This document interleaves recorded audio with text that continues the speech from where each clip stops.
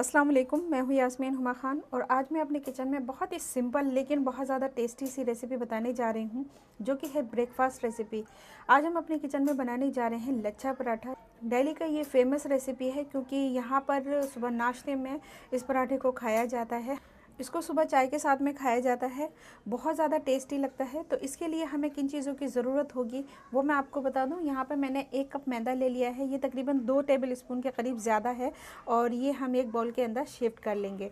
साथ ही हमने यहाँ पे 2 टेबल स्पून बटर ले लिया है। आप इसकी जगह प्योर घी भी ले सकते हैं और इसी की जगह आप रिफाइंड ऑयल भी ले सकते हैं। 2 टेबल स्पून हमने यहाँ पर सूजी ले ली है, ये बारीक वाली सूजी है। 1/4 टीस्पून हमने यहाँ पे सॉल्ट ले लिया है, तकरीबन 2 पिंच के करीब। तो इन सारी चीज़ों को पहले हम गूंद कर तैयार करेंगे, एक डो सॉफ्ट सा डो बनाकर तैयार करेंगे। तो मैदा वगैरह सारा हम एक ही बोल के अंदर शिफ्ट कर लेंगे। इसमें डाल देंगे सूजी, इसी के अंदर हम ऐड कर लेंगे सॉल्ट, इसी के अंदर हम ऐड कर लेंगे बटर। ये सॉल्ट वाला बटर था, इसीलिए मैंने सॉल्ट की क्वांटिटी थोड़ी कम की है। आप अपने टेस्ट के अकॉर्डिंग कम या ज़्यादा कर सकते हैं। इसे हम अच्छी तरीके से सारी चीज़ों को अच्छे से मिक्स कर लेंगे। घी वगैरह हमने सारी चीज़ें मैदे के अंदर मिक्स कर ली हैं। अब आप देख सकते हैं कि घी की क्वांटिटी हमारी ऐसी होनी चाहिए कि जब हम इसको मुट्ठी से इस तरीके से बांधें तो ये आसानी से बंध जाए। तो अब इसे हम हल्के गुनगुने पानी से गूंद कर तैयार कर लेंगे। इसका बिल्कुल सॉफ्ट डो बनाकर तैयार करना है, जैसा कि मैं रोटी या चपाती के लिए बनाती हूँ। हार्ड डो मैं नहीं बनाती। तो इसी तरीके से हम इसको गूंद कर तैयार कर लेंगे। डो हमारा गूंद कर तैयार हो चुका है, ये बिल्कुल सॉफ्ट डो बनकर तैयार हुआ है। ये देखिए, अब इसको हम रेस्ट करने के लिए छोड़ देंगे। ये देखें, डो की जो कंसिस्टेंसी है हमारी ऐसी होनी चाहिए जैसे कि मैं रोटी पकाती हूँ, बिल्कुल सॉफ्ट होना चाहिए हमारा डो। तो ये पराठे बहुत अच्छे बनकर तैयार होते हैं। इसे अब हम कवर कर देंगे।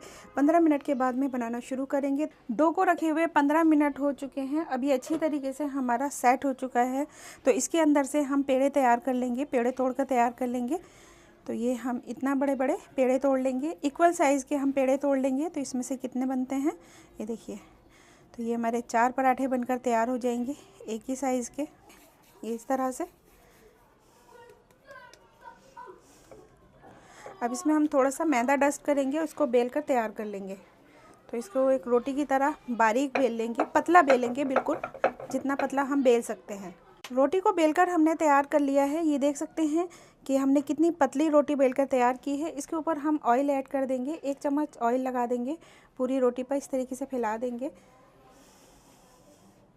अब हम इसकी स्ट्रिप कट कर लेंगे। तो इस तरीके से हम एक पिज़्ज़ा कटर ले लेंगे और इतनी चौड़ी चौड़ी स्ट्रिप इसकी कट कर लूँगी। आप देख सकते हैं कि मैं थोड़ी चौड़ी चौड़ी ही स्ट्रिप कट कर रही हूँ।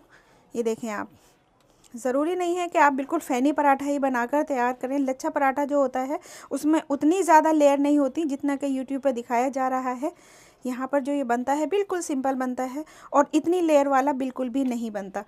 तो हम उसी तरीके से इसको कट कर लेंगे। पतली पतली लेयर कट गई है, मगर उतनी पतली नहीं है कि बहुत ही ज़्यादा पतली नज़र आए। तो ये हमारी कट हो चुकी हैं। आप इसकी जगह छुरी भी ले सकते हैं। इसे देखें आप, यहाँ से हम ये उठाएंगे, इसे हम यूँ फोल्ड करना शुरू करेंगे। ये देखें,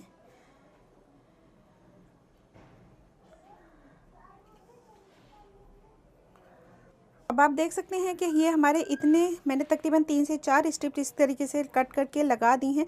अब हमने क्या करना है, ये हम इस तरीके से लगाएंगे। ये बहुत आसानी से बन जाएगा।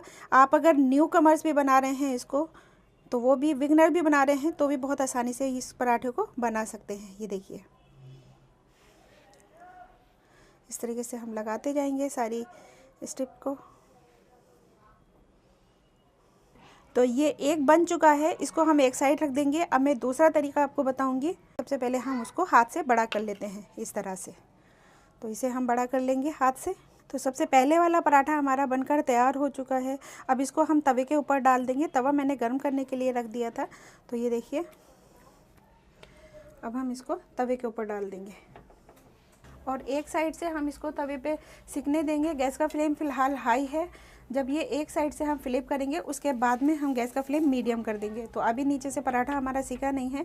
ऊपर से जब इसका कलर चेंज होने लगता है तो नीचे से अपने आप ही पराठा हमें पता चल जाता है कि नीचे से सिक गया होगा, क्योंकि इसका जो कलर है वो ट्रांसपेरेंट होने लगता है। अब इसका कलर हमारा ट्रांसपेरेंट हो गया है, तो इसको अब हम फ्लिप कर देंगे। ये देखिए, अब इस पर हम थोड़ा सा ऑयल लगा देंगे ब्रश की मदद से, और अब हम इसको फिर से फ्लिप कर देंगे। ये देखिए, अब हम गैस का फ्लेम मीडियम कर देंगे, क्योंकि हाई था अभी तक फ्लेम हमारा। अब हम मीडियम कर देंगे और मीडियम फ्लेम पर इसे हल्का हल्का सा इसको प्रेस करते हुए सेक लेंगे। तो लच्छा पराठा हमारा सीख चुका है। ये देखिए आप, कितनी अच्छी सी लेयर नज़र आने लगी हैं। ये देखिए आप, बहुत अच्छी सी लेयर नज़र आने लगी। ये देखिए आप, बिल्कुल ये खुलने लगी हैं और दोनों साइड से हमारा पराठा सिक कर तैयार हो गया है। ये देखिए, तो पराठे को अब हम बाहर निकाल लेंगे। लेयर इनकी अब ये बहुत ज़्यादा गर्म है, इसको हमने टिश्यू पेपर पे नहीं निकाला है। अब आप देख सकते हैं कि कितना शानदार पराठा बनकर तैयार हुआ है। ये देखें, एक एक लेयर इसकी खुल जाती है, बहुत ज़्यादा गर्म है। इसी तरीके से हम दूसरा पराठा पहले बेल कर तैयार कर लेंगे, उसके बाद में मैं आपको सेक कर दिखाऊंगी। अब दूसरे तरीके के लिए मैंने दूसरी रोटी बनाकर तैयार कर ली है। इस पर भी हम 1 चम्मच ऑयल डालेंगे इस तरीके से, और अच्छे से ब्रश की मदद से इस पर स्प्रेड कर लेंगे। चारों तरफ लग जाना चाहिए अच्छी तरीके से। ऑयल को हमने अच्छी तरीके से स्प्रेड कर लिया है। अब इसकी हम पतली पतली सी लेयर कट कर लेंगे इस तरीके से।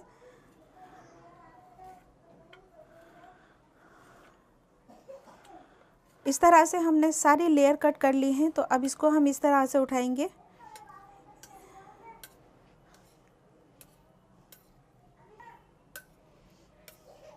और इस तरह से हम हाथ में लेने के बाद में इसे थोड़ा सा बड़ा कर लेंगे, और इस पर हम थोड़ा सा ऑयल लगा देंगे ब्रश की मदद से, ताकि जब हम इसको पराठे को बनाएं तो इसकी लेयर खुल जाए।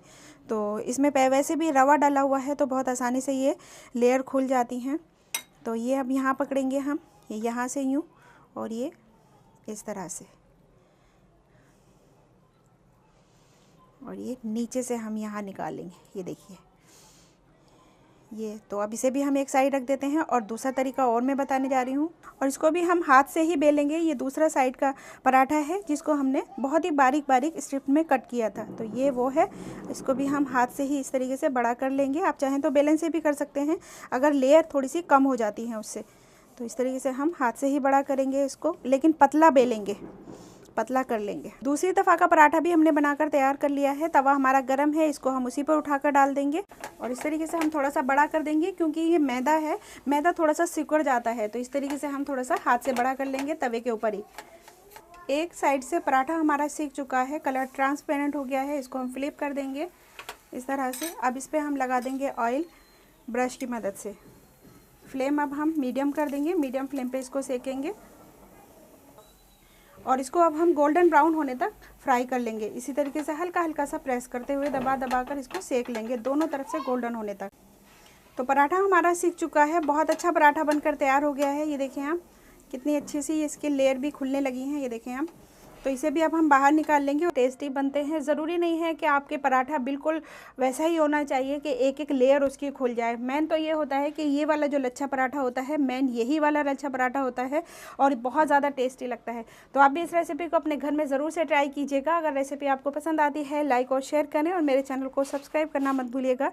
तो मैं फिर हाजिर होती हूँ एक नई रेसिपी के साथ में। तब तक अपना और अपनी फैमिली का ख्याल रखिएगा। अल्लाह हाफिज़।